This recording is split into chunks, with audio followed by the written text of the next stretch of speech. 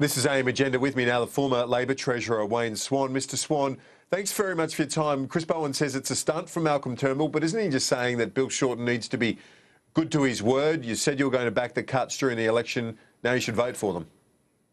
Well, I've only seen the article in The Australian this morning, and it seems to me an extraordinary way to try and sit down and negotiate something with the opposition to deliver an ultimatum on the front page of a national newspaper without any discussion, and then at the end of the article to say that, oh, we're not going to put all of the savings up, the superannuation package is not going to be part of that. So already he's playing a political game, and I think demonstrating that he's not serious about long-term reform based on consensus. Do you think, though, that people want to see that sort of consensus, that voters are over the partisanship? Well, I think what voters want to see is reform, which is in the overall interest of the nation. I mean, what we're getting out of the Liberal Party is this continuation of the Abbott agenda, the trickle-down agenda, the agenda which simply says we'll have tax cuts for the wealthy and large and powerful corporates, we'll have lower wages for everybody else, and we'll attack the social safety net. That's not reform. That's simply wealth concentration. That's not wealth creation. So until we see some sort of balance in the national agenda, a real debate about what's required to fire investment, to bring the jobs and to lift the wages of average working people, we're not going to get any agreement at all, because all we've seen here from Malcolm Turnbull is a continuation of the Abbott BCA agenda. Do you accept, though, that the budget does need to be repaired? Governor Stevens says that we're kidding ourselves if we think that the tough decisions don't need to be made. Well, we took some tough decisions to the recent election. They are available for the government, but for ideological reasons, they are refusing to consider those vital measures, particularly the negative gearing messages, because, you see, the government hasn't changed a bit. It's the same government of Tony Abbott when it comes to their economic agenda, which is there for the top end of town and hostile to the interests of working people, and also, I think, very hostile to the long-term growth prospects of the country. Governor Stevens also made the very sensible point that we should be using this period of low interest rates to substantially invest in infrastructure, which brings a return to the country, to expand our economic capacity. Malcolm Turnbull didn't do that through the campaign. His alternative was to give big corporates a $50 billion tax cut, which pushes up tax rates for everybody else, and it most certainly won't drive the investment and jobs that they claimed.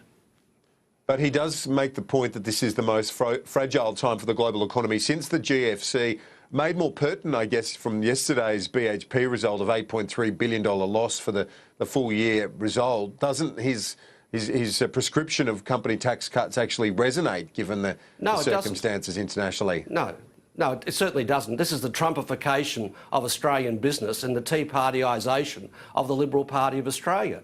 The advice from the IMF is not to race out and give a massive corporate tax cut. That won't drive investment. That will just increase the profits of already very profitable companies that aren't making the needed investments. The advice of the IMF, the advice of Governor Stevens, is to invest in infrastructure, economic capacity enhancing infrastructure. But of course, the Liberals aren't doing that. If Malcolm Turnbull were serious, he'd drop his corporate tax cut, come to the party and talk to the Labor Party about a nation-building infrastructure investment program which will produce income and jobs for the future of the country for decades to come. But he's not serious because he's caught by this Tea Party ideology. Mr Turnbull's warning today as well that protectionism is gaining a foothold internationally. We've seen also in the recent election here various protectionist candidates having some success. He points out this is because voters feel disenfranchised. If they do, isn't it both sides of politics to blame on that front?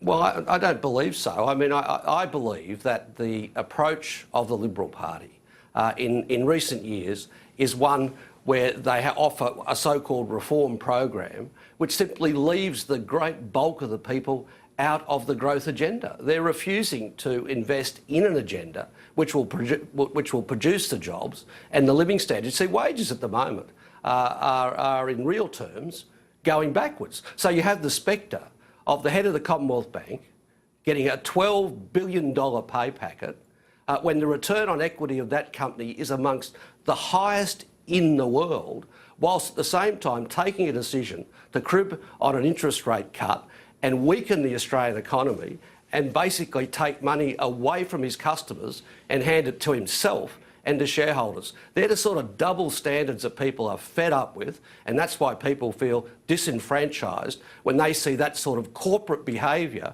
endorsed by the government of the day. The $12 million pay packet was a bit rich, no doubt about that, particularly in the context of the recent decision not to pass on the rate cut. But is the Royal Commission going to tell us anything we don't know? From what you know of the banks, is there really anything that a Royal Commission would provide that a parliamentary inquiry won't? Kieran, right around the world there is a very sophisticated debate about ethics in the finance industry and standards, particularly standards of corporate behaviour. We're not having that here, and the government doesn't want to have it, and a Royal Commission is a way to get to the bottom of this because it's just not the legal framework. It's also the ethical behaviour of our business leadership and the people who sit on the company boards, who, in the case of the banks, have presided over some very shocking examples of unethical behaviour, illegal behaviour, which has ripped off large numbers of customers. So I think a banking Royal Commission is the best thing we can do for the future of the finance industry in this country, which is a very important industry, a very big employer of people in our country, and an essential part of our future. But every decade or so, you actually have to go down and do a deep dive just to see what is really is wrong. So this sideshow that some of the backbenchers in the Liberal Party are calling for of a tribunal is just a sort of a band-aid. It's got nothing to do with what we need to do in finance. If we have to save the finance sector from itself, a Royal Commission is a very good way to do it. I've just received a news release from the Treasurer, Mr Morrison, who says, this is in response to Moody's affirming Australia's AAA credit rating, welcoming the decision. He says that the factors cited by Moody's to support their rating affirmation were Moody's expectation that Australia's demonstrated economic resilience will endure, that the stronger fiscal metrics that Australia has compared to similarly rated peers, they expect that to continue and expect to remain consistent with a AAA rating over the medium term.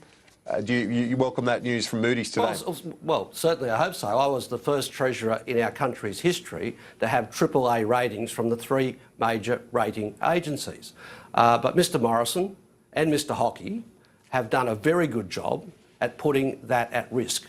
And I would suggest the most fundamental thing that they could do in the short term to, if you like, solidify that rating would be to cancel the proposed $50 billion worth of unfunded corporate tax cuts.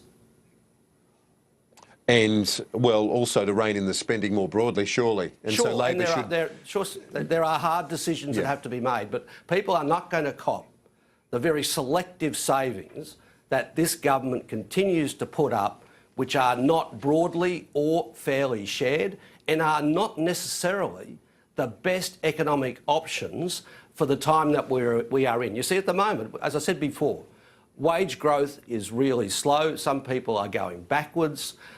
We've got to be really careful here about how we make our savings. And this is why the decision of the banks to profiteer on the rate cut is so regrettable, because effectively they neutered part of the stimulus that the Reserve Bank was trying to put into the system. Now, we know that monetary policy has basically reached its end point. What we now need to see is the deployment of balanced fiscal policy to drive long-term investment, to drive jobs. And I'm not sure, from what I've seen so far of the savings that they've put out, whether that all of those also fit with that objective of job creation on the one hand and good fiscal consolidation on the other. Former Labor Treasurer Wayne Swan, thanks very much for your time this morning. We'll speak to you soon.